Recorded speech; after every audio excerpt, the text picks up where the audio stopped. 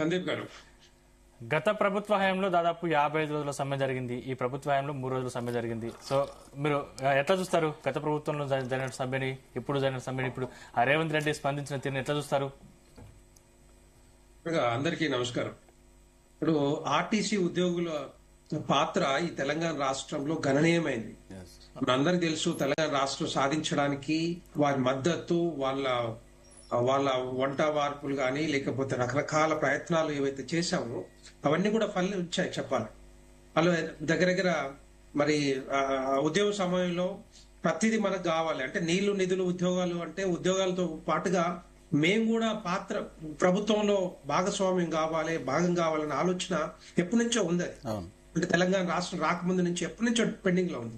అంటే ఆర్టీసీ ఉద్యోగులు ఎంత కష్టపడతారో మనకు అందరికి తెలుసు. నేను కూడా బస్సులల్లో చిన్నప్పుడు చదువుకుంటప్పుడు తిరిగేటోళ్ళని చూసేటోళ్ళని, వాళ్ళు ఎంత కష్టపడతా ఉంటారు, ఏ విధంగా ఉంటుంది అని వాళ్ళ లైఫ్. సో అలాంటి వాళ్ళకి ఒక ప్రైవేట్ ఆర్గనైజేషన్ లాగా కాక ప్రభుత్వ ఆర్గనైజేషన్ లో భాగంగా చేస్తే మంచిగా ఉంటుందనే ఆలోచనతోటి వాళ్ళ పాత్ర, వాళ్ళ మద్దతు చాలా గణనీయమైంది.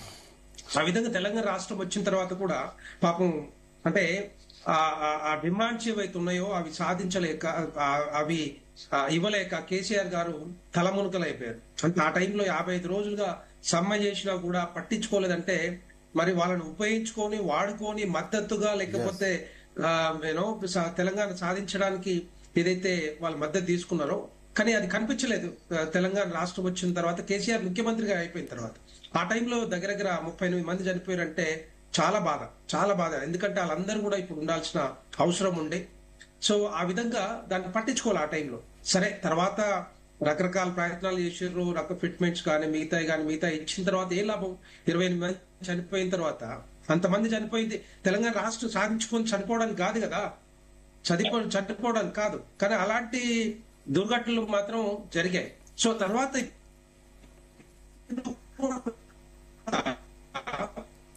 వెంకటరెడ్డి గారు పోతూ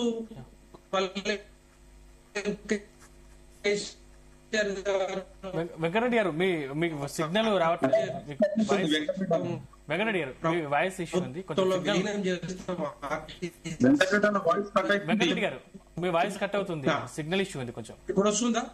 వస్తుంది. ఇప్పుడు వస్తుందా? వస్తుంది. అవునా?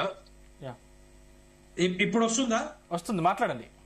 ఇప్పుడు అశోక్ గారు ఏది ప్రభుత్వంలో దిగిపోతూ మర్జ్ చేస్తామని చెప్పి ఆర్టీసీని విలీనం చేస్తాం, ప్రభుత్వంలో విలీనం చేస్తామని చెప్పుకుంటూ వెళ్ళారు. తర్వాత కాంగ్రెస్ పార్టీ వాళ్ళ మేనిఫెస్టోలో పెట్టింది, డెఫినెట్ గా మేము విలీనం చేస్తాం, ఆర్టీసీ ఉద్యోగులందరినీ కూడా ప్రభుత్వంలో భాగస్వామ్యం చేస్తాం, తప్పకుండా అందరినీ ఆదుకుంటాం. వెంకటరెడ్డి గారు మీ సిగ్నల్ ఇష్యూ ఉంది, నేను మళ్ళీ మీతో మాట్లాడతాను. వెంకటరెడ్డి గారు కాంగ్రెస్ రావట్లేదు, నేను మళ్ళీ మీతో మాట్లాడతాను. హనుమంత్ గారు చెప్పండి. అయితే ఏదైతే ఈ రేవంత్ రెడ్డి గారు అంటే ముఖ్యమంత్రి కాకముందు ఆర్టీసీ సమ్మె జరుగుతున్న సమయంలో 2019లో ప్రగతి భవన్ ముట్టడి అని మేము కాంగ్రెస్ వాళ్ళం మన ఆర్టీసీ వాళ్ళం పెట్టాం. అప్పుడు ఆర్టీసీ వాళ్ళు పెట్టారా, కాంగ్రెస్ వాళ్ళు పెట్టారు? లేలే, ఆర్టీసీ వాళ్ళు పెట్టారు. అంటే అప్పుడు కాంగ్రెస్ వాళ్ళు ఏం చేశారంటే రేవంత్ రెడ్డి గారు ఉన్నారు, అప్పుడు మాకు మద్దతు ఇచ్చారు. అప్పుడు రేవంత్ రెడ్డి గారు ప్రగతి ముట్టడానికి వెళ్తే అరెస్ట్ చేసి బహదూర్పుర పోలీస్ స్టేషన్ లో పెట్టారు. అప్పుడు ఆ పోలీస్ స్టేషన్ పెట్టినప్పుడు నేను అక్కడికి వెళ్లి ఒక 100 మందితోటి ధర్నా చేసి ఒక ఆర్టీసీ వాళ్ళకు మద్దతు తెలియజేసిండు, ఇవ్వండి అని చెప్పి ఆ రోజు చెప్పిండు. మేము వస్తే ప్రభుత్వంలో విలీనం చేస్తాము అనేటువంటి కానీ సమస్యల పరిష్కారం కానీ చేస్తామని ఆ రోజు చెప్పిండు. ఆ రోజు చెప్పిండు, ఈ రోజు చేసుకొని నిరూపించిండు. ఇప్పుడు సంతోషం ఉంది. ఆంధ్రప్రదేశ్ కూడా ఎట్లయింది, ఇది 2017లో ఈ యొక్క డిమాండ్ పెట్టింది మేమే. అయితే 2018లో అక్కడ వైఎస్ జగన్ పాదయాత్ర చేస్తున్నాక ఆర్టీసీ ఉద్యోగులు ఆంధ్రలో అక్కడ తెలంగాణలో ప్రభుత్వం విలీనం చేయాలని అడుగుతున్నారు, మీరు కూడా మాకు విలీనం చేయండి అని వాళ్ళు అడుగు ఓన్లీ పాదయాత్రలు చెప్తే అప్పుడు జగన్ పాదయాత్రలో మాట ఇచ్చి చేసిండు. కానీ కేసీఆర్ ఏం చేసిండు, మమ్మల్ని మొత్తం తెలంగాణ ఉద్యోగం వాడుకుడు మొత్తం కూడా తెలంగాణ రావడానికి మేమే ముందుని పోరాటం చేసాం. అప్పుడు కూడా 24 రోజులు సమ్మె చేసాం. అప్పుడు కేసీఆర్ ప్రగతి భవన్ ఉంది కదా, టిఆర్ఎస్ భవన్, మేము వెళ్ళాం, అక్కడ స్వయంగా మీటింగ్ పెట్టాడు. ఒక 5-6 సార్లు మీటింగ్ లో పాల్గొన్నాం కేసీఆర్ తోటే. అప్పుడు కోదండరాం అందరితో కూడా మేము మాట్లాడడం జరిగింది. అప్పుడు ఏమన్నాడు, మేము వచ్చినాక అన్ని చేస్తా, మీ సర్వం మీరే, మీరు మొత్తం మీరంతా నేనే అని మాట్లాడాను కేసీఆర్. ఎప్పుడైతే అట్లా చేసిండో ఒక్క మాట కూడా చేయలే. దాంతో ఇప్పుడు ఏమైపోయింది, ఆర్టీసీ ఉద్యోగులందరూ కూడా అప్పుడు బీఆర్ఎస్ కు వ్యతిరేకంగా పనిచేశారు, కాంగ్రెస్ కు వాస్తవంగా సపోర్ట్ చేశారు. ప్రభుత్వం కూలిపోవడానికి ప్రధాన కారణం ఆర్టీసీ వాళ్ళే. ఆర్టీసీ వాళ్ళకి ఎంత ఇబ్బంది అంటే 53 మంది 55 రోజుల సమ్మెల అంతమంది చనిపోతే ఒక్కరు కూడా ఏం లేదు అంటే ఒక్కరి పరామర్శించే ఒక్కొక్కరు 2 లక్షలు ఇచ్చింది. ఎంత అన్యాయం, ఒక్కరికి అనండి ఒకటేనండి. అప్పుడు చనిపోయినప్పుడు ఒక్కొక్కరికి 2 లక్షలు ఇస్తే అవుతుందా? మేము గొంతెత్తి అడిగినాం. అసలు కేసీఆర్ దగ్గర కలిసేటువంటి అవకాశం లేదు. ఈ రోజు రేవంత్ రెడ్డి గారి దగ్గర పిలిచి మాట్లాడుతున్నారు. మీరు ఒకటి వినండి, రేవంత్ రెడ్డి గారు పిలిచి మాట్లాడుతున్నారు. హరీష్ రావు గారు అప్పుడు దానికి ఆర్టీసీకి గౌరవాధ్యక్షులు ఉండి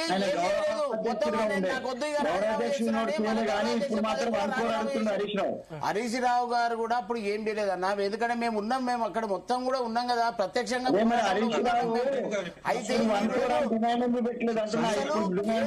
కలిసే అవకాశం లేదు, అప్పుడు మినిస్టర్లకి అవకాశం లేదు, ఎమ్మెల్యేలకు లేదు, ఆయన ఎక్కడ పడుకుంటో తెలియదు. ఇప్పుడు రేవంత్ రెడ్డి గారు స్వయంగా పిలిచి మాట్లాడిండు.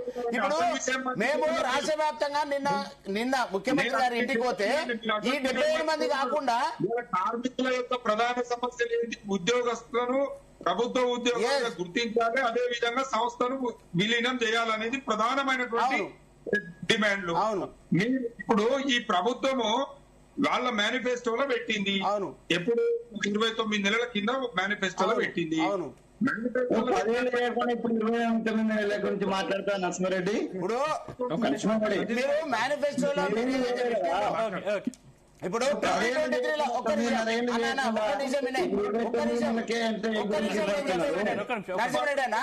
మీరు మేనిఫెస్టోలో అప్పుడు పెట్టిండు చేయలేదు ఒకటేను. ఇప్పుడు మొన్న ఏమైంది 2023 ఎలక్షన్ లో అసెంబ్లీలో తీర్మానం చేశారు ఒకటేనా అన్నా నేను చెప్పేది నరసింహారెడ్డి నేను అదే చెప్తున్నా. ఒక్క నిమిషం వినండి.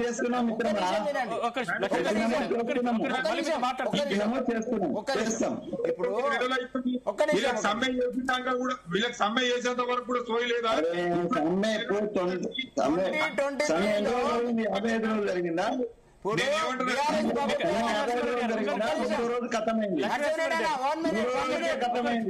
రావాల్సిందే కాదు, వచ్చింది. ప్రభుత్వ ఉద్యోగస్తులుగా గుర్తించాల్సినటువంటి అవసరం ఉందా లేదా? 2023లో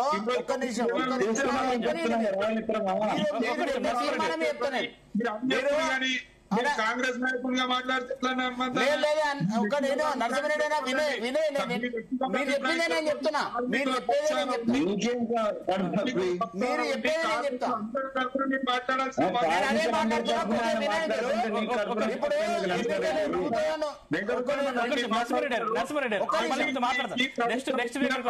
ఇప్పటి వరకు 29 నెలల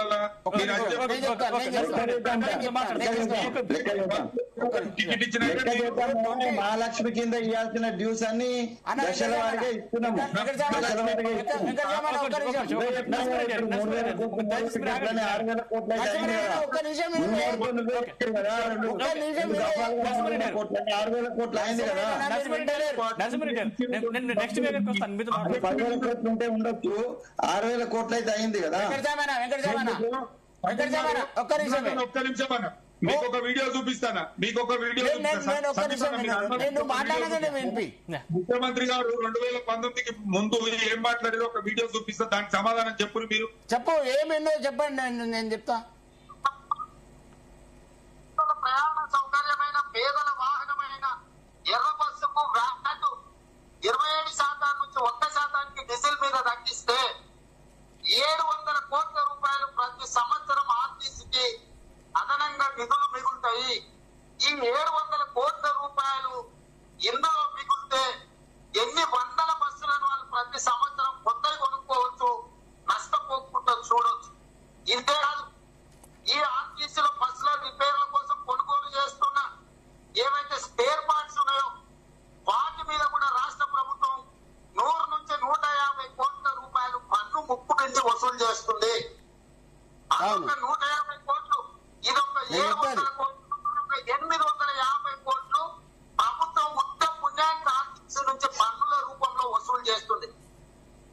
ఇది అయితే ఇప్పుడు దాని మీద చెప్తా, దాని మీద నేను చెప్తాను, దాని మీద చెప్తా.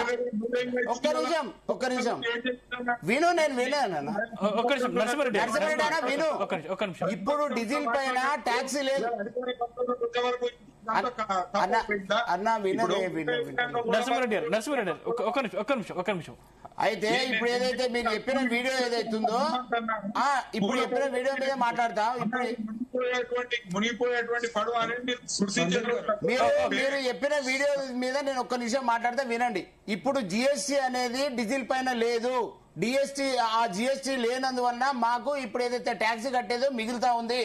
ఈ రోజు ఈవీ బస్సులు ఏవైతే ఎలక్ట్రికల్ బస్సులు తెస్తా ఉన్నారో ఆ బస్సులను కూడా తప్పకుండా ముఖ్యమంత్రి గారు ఆలోచన చేసి ఆర్టీసీ వాళ్ళతోనే నడుపుతా అని చెప్పడం జరిగినది. స్పష్టంగా హామీ ఇవ్వడం జరిగినది. ముఖ్యమంత్రి గారు కూడా ఆర్టీసీలో ఒక్క ఉద్యోగాన్ని కూడా తీసేయనని స్పష్టంగా తెలియజేయడం జరిగినది. ఇప్పుడు బీఆర్ఎస్ కు ఉన్న పోలిక, కాంగ్రెస్ కు ఉన్న పోలిక చాలా ఉన్నది. ఇంకోటి, మీరు ఏదైతే మేనిఫెస్టోలో పెట్టినో, ఒక్క నిమిషం అన్న, మీరు అసెంబ్లీలో ఏదైతే తీర్మానం చేసిరో అన్న, నువ్వు వింటలేవు. ఒక్క నిమిషం నరసింహారెడ్డి ఒక్క నిమిషం. అసెంబ్లీలో మీరు తీర్మానం చేసిర్రు అన్న, అసెంబ్లీలో ఒక తీర్మానం చేసిర్రు, మీరు వినాలి. వినకపోతే ఎట్లానే ఇట్లా ఉత్తమ మాట్లాడితే ఇట్లనే కేసీఆర్ అవుట్ అయ్యిండు. చెప్తే వినండి. ఇప్పుడు మీరు 2023లో మీరు నరసింహారెడ్డి గారు ఒక్క నిమిషం. వ్యక్తిగత అభిప్రాయం చెప్తే 2023లో వ్యక్తిగత అభిప్రాయం కాదు. 2023లో మీరు ఎలక్షన్ వస్తుంది, జనరల్ ఎలక్షన్ వస్తుందని మీరు మేనిఫెస్టోలో చెప్పనీయకుండా ఇప్పుడు అధికారం ఉన్నట్టు మాట్లాడుతున్నాయి నరసింహారెడ్డి. నరసింహారెడ్డి గారు వినండి. నరసింహారెడ్డి గారు వినండి. మీరు ఎన్నికలు వస్తున్నాయని 10 సంవత్సరాలు ఆర్టీసీని విడిచిపెట్టారు. వెంకటరెడ్డి గారి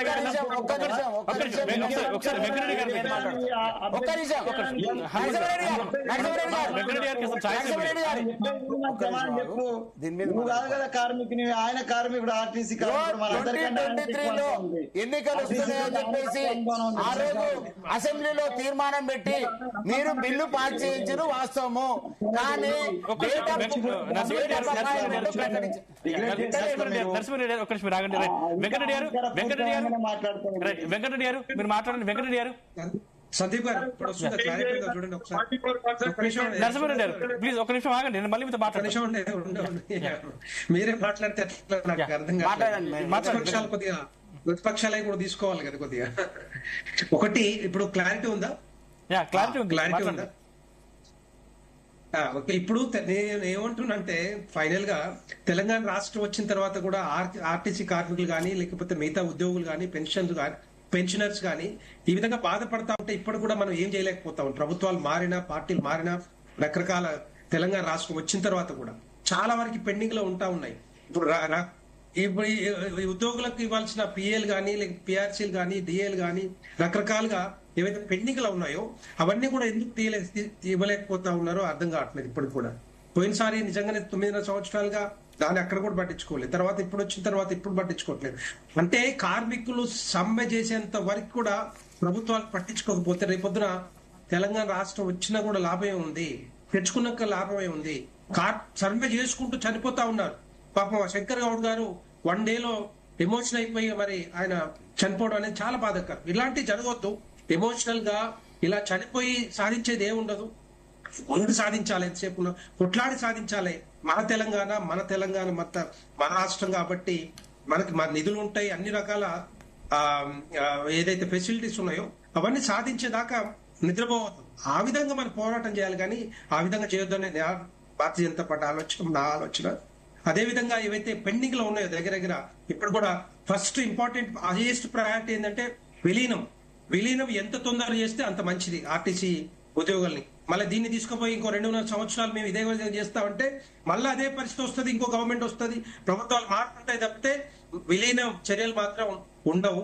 దీని మీద హైయెస్ట్ ప్రయారిటీ మీద విదిన్ నో టైమ్ లో ఏదైతే ఆప్షన్స్ ఉన్నాయో ఆప్షన్ తీసుకొని ఇమీడియట్ గా మర్జ్ చేస్తే డెఫినెట్ గా ఆర్టీసీ కార్మికులందరూ కూడా ప్రభుత్వంలో ఒక భాగంగా ఉంటారు. వాళ్ళకి వచ్చే ఏవైతే ఫెసిలిటీస్ ఉన్నాయో అవన్నీ కూడా వచ్చే అవకాశాలు ఉంటాయి మిగతా ఉద్యోగుల్లాగా. సో ఆ విధంగా చేస్తే తొందరగా అయిపోతుంది. అంటే అనౌన్స్మెంట్ కాదు, అమలు కావాలి. అనౌన్స్ ఎవరైనా చేస్తారు. ఇది ఇప్పుడు మేనిఫెస్టోలో పెట్టిన 25 నెలల క్రితం కాంగ్రెస్ పార్టీ సమ్మె చేసేంత వరకు కూడా దాన్ని కొంత మరి పట్టించుకోలేదు. సో ఇప్పుడు కొంత ఇది వచ్చింది కాబట్టి, ఆ మూమెంట్ ఉంది కాబట్టి ఎట్టి పరిస్థితుల్లో దీన్ని ఇమ్మీడియట్ గా చేస్తే రేపొద్దున ఆర్టీసీ కార్మికులందరూ కూడా ఆలోచిస్తూ మంచిగా ఉండే అవకాశాలు ఉంటాయి, బాగుపడే అవకాశాలు ఉంటాయి.